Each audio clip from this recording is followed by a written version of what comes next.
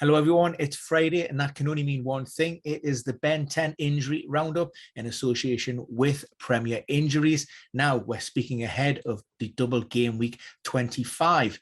Now to kick things off, Aston Villa, we've heard from Steven Gerrard. There are major concerns over the fitness of Emi Buendia. He took a whack to the hip midweek and it looks like he will miss out, although Gerrard wouldn't categorically rule him out. However, Philip Coutinho, he has been past fit. His withdrawal midweek was enforced, but that was due to fatigue and a little bit of cramp. Few days rest, he's absolutely fine. Obviously, the Brazilian has hit the ground running. He's been fantastic. The villains will be enforced into at least one change, and that's Ezri Konsa. He was dismissed, 2 yellow cards. He will serve a 2-match ban, and it could be between either Callum Chambers or Courtney House, who comes into that back line. Elsewhere, Bertrand Traore suffered a bit of a hamstring setback in training. Leon Bailey isn't too far away. For Brentford, main talking point, Ivan Toney, the leading scorer, missed out against Manchester City because of a calf complaint. Now, he did take part in a light session on Friday. However, he is scheduled to have a fitness test on Saturday morning. Thomas Frank confirmed. If he does miss out, Brian Mbeumo will be in a better place, or Jon Wissa to possibly start. Both those players returning from the bench midweek after COVID. Vitaly Janelt, he had an abdominal problem, should be absolutely fine. Christian Eriksen, too soon for him. There is a behind closed doors game scheduled for Monday while the Danish international gets himself back up to full fitness. We heard from Graham Potter yesterday, Alex McAllister and also Leandro Trossard. They have been both past fit. For Burnley, it looks as if Eric Peters will continue playing at left back with Charlie Taylor still flagged as a major doubt. Everybody else seems absolutely fine. Again, Maxwell Cornet, that was fatigue related. Sean Dice said he'll be fine, but the forward needs to be managed carefully. He has had his injury and illness problems since arriving in the UK. Crystal Palace, nothing major to talk about. Possibility of Chico Couti returning after his involvement in the AFCON. Nathan Ferguson suffered a setback hamstring. That could keep him out for up to 6 weeks. Now, we've heard from Frank Lampard. Bad news with regards to the diagnosis for Yerry Mina. That quadriceps injury is going to be in the region of around about 8 to 10 weeks. So that suggests that it's a high-end grade 2 strain. Unfortunate for the Colombian centre-back. Jared Bowen could come into that back line in his place with Ben Godfrey already sidelined as well. Hamstring for him. Elsewhere, Mylolenko, he's COVID-related. Won't make this weekend, but confident for the weekend after. And also Damari Gray picked up a hip problem this week, but I think that's impact. Nothing major. Again, fingers crossed that he could potentially return in game week 26. For Leeds, Marcelo Bielsa, major concerns with regards to the fitness of Patrick Bamford. He is not responding to treatment at the moment, and therefore, as such, there is no timeline or time frame on when he will be back in action. Of course, even when he does start to step up things on the training pitches, it's going to take a while for him to get back up to speed. The only player that could have potentially returned would have been Junior Firpo. He's been ruled out, unfortunately. Game week 26 is more realistic. And Matthias Klick, he was forced off midweek, but yeah, that was just a touch of cramp. For Leicester, again, we're not expecting any returners. The closest of those would be Wesley Fofana, and it's possible that he could rejoin the group from next week. For Liverpool, Divock Origi and Joe Gomez, they were training, back in full training. There are no injury or illness related problems there.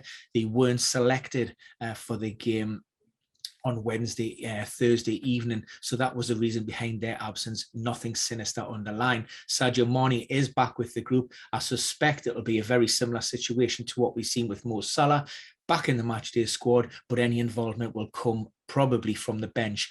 Captain Jordan Henderson will be fine unless he suffers some kind of reaction or setback from the back problem that kept him out midweek. Man City, Gabriel Jesus and Cole Palmer, the only 2 injury absentees. It's a little bit too soon for them. And rivals United, Alex Telles He's back with the group, started training on Thursday, but after 2 weeks out, Ralph Rangnick wouldn't be pinned down on whether he would return to the squad. I suspect that Luke Shaw could possibly start on Saturday with Alex Telles maybe coming in against Brighton. The other problems remain the same. Eric Bailey, ankle out. Fred, his compatriot, Alex Telles' compatriot, he's also positive COVID test. He's out. And also Nemanja Matic has got a shin issue that stopped him from training, so he won't be included in the squad. Big problems for Newcastle, particularly at fullbacks. We know that Matt Targett will not feature against his parent club. And there's also on the opposite flank with Kieran Trippier. He complained of a calf issue late on against Everton on Tuesday night. Now, Eddie Howe will give him every opportunity to try and prove his fitness. What we do know is it isn't serious. So if he does miss out, then fingers crossed he could make game week 26. With regards to replacement, Javier Manquillo would be the obvious one, although we have seen Dan Burn play at left back before for Brighton, or possibly if Eddie Howe wants to switch things up into a back three, then he could come in, and that would give Bruno Guimaraes his debut. He is fit and ready for selection. For Norwich, Ozak Kabak, illness, he's ruled out, but Josh Sargent comes back into contention. Tim Krul and also Sorensen, Jakob Jorgensen, they're not due back until later on this month. There was concerns with regards to Andrew Odemabelli. He's been managing a stress fracture of the lower back for quite a few months now. Was on the cusp of a return, but he's had a setback and he's been sent to see his specialist for a little bit of an update and to check on that. For Southampton, nothing major from their come from behind win at Tottenham on, I think it was Tuesday night now, Tuesday or Wednesday. Tino Livramento will be added to the squad. He was rested midweek as a precaution. Of course, he's coming back off that knee problem, and Ralph Hasenhüttl didn't want to use him in back-to-back games, having played 90 minutes on his return. Nathan Redmond, ankle injury on Tuesday in training. That's going to keep him out. For Tottenham, unfortunately, not much change in the treatment room there. Oliver Skipp, Eric Dyer and Japhet Tanganga, they're all ruled out. Antonio Conte was asked about the fitness of Christian Romero and also Heung-min Son. Both of those players are coming back off muscle problems, and this will be Tottenham's third game in 8 days. He said basically, unfortunately, yes, it is a risk, but I'm going to have to play them because they are so important to my team. So fingers crossed there is no setback there. For Watford, Peter Atubu, he met his surgeon on Thursday, and all being well, you get the green light and he could train with Watford today, which is Friday. So that might give him an outside chance. Ismail Sarr is expected to return to the squad following his involvement at AFCON. West Ham, Kurt Zouma, of course, a hot topic this week. David Moyes said he's going to stand by the club's decision and he will continue to pick him regardless of what's been happening off the field.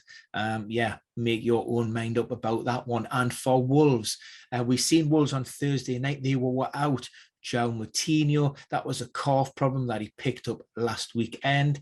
So we'll wait and see what happens with that. We haven't heard from Bruno Lage on Friday. He's the only one. Hee-Chan Huang was included in the matchday squad following his problem. Now he's an unused substitute against a 10-man side on Thursday. And that was basically because Bruno Lage said that he suffered a back spasm while warming up in that game. So that kept him out. So it remains to be seen whether Chan is wrist this weekend. So that is it, your Ben 10 ahead of Double Game Week 25. We will be having a live Q&A as well, so keep your eyes and ears peeled, follow the socials, and hopefully we'll see you then.